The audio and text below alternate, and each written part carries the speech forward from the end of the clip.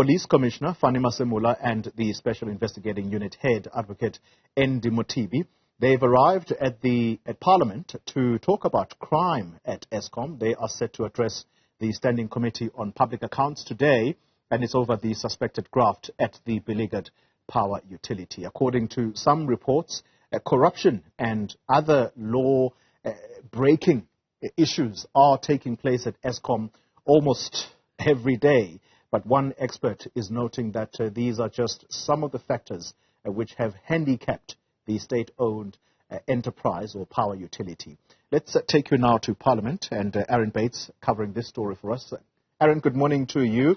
I've just had one conversation with the leader of the UDM who's going for the head of the NPA, Shamila Batoyi. He says quite clearly she is not working, to use her words. Are law enforcement agencies going to be able to answer what it is that they have done since the allegations of corruption came up at Eskom?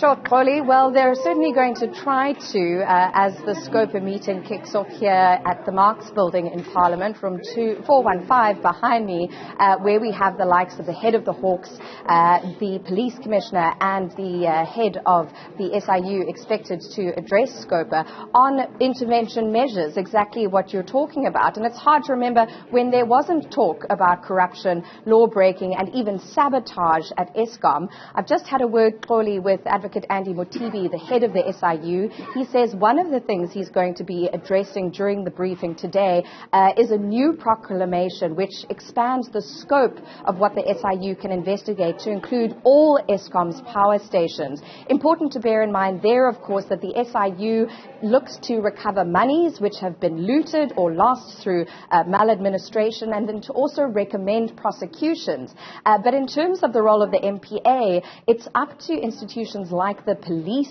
and the Hawks to put together strong cases, to do the legwork, the proper investigations, and then feed that to the NPA, which needs to then make a decision whether there's reasonable prospects of a successful prosecution. It sounds a little bit like, if my ears are serving me, Xoli, we're simmering down in terms of the hubbub behind me, and that the Scopa meeting set to run from now until 1 may well be starting very shortly. Yeah, Erin, very briefly then, as I let you go, earlier explaining to viewers that the SIU doesn't necessarily take cases to court.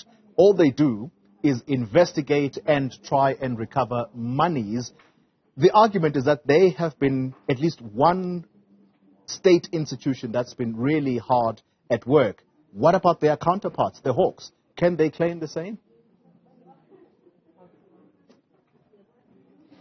I'm not going to stick my neck out and make a verdict or give you a verdict on that, but it's the kind of questions that we're going to hear from members of Scopa here.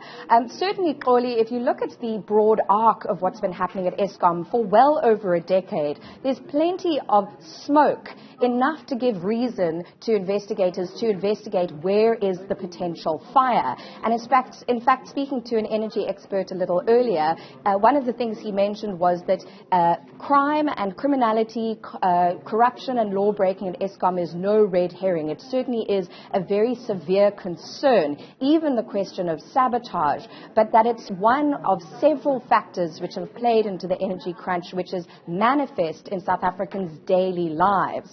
There are other issues around the maintenance of plants, for example, the issues of leadership, 10-odd CEOs in a decade, which leads to institutional instability and problems with, really carrying the SOE forward. And then, of course, the role of the minister, who was expected last week. That was pushed out because he was overseas on business.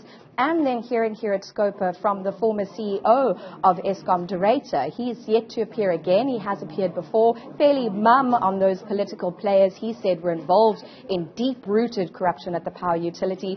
And as all of this kind of, piece by piece accountability plays out, Xoli, people are sitting with the very real, concrete illustrate realities and challenges of load shedding, whether it's the difficulties of keeping clinics lit and medical equipment running, ensuring that lights are on at schools, running factories and so on. So as this accountability measure plays out in Parliament, many of us are just struggling to get through daily life in a livable way because of what's happened at Eskom. Absolutely spot on. Erin Bates, thank you very much, our reporter there, covering this SCOPA meeting that's going to be questioning law enforcement agencies about what it is that they are doing at Eskom with the allegations of corruption.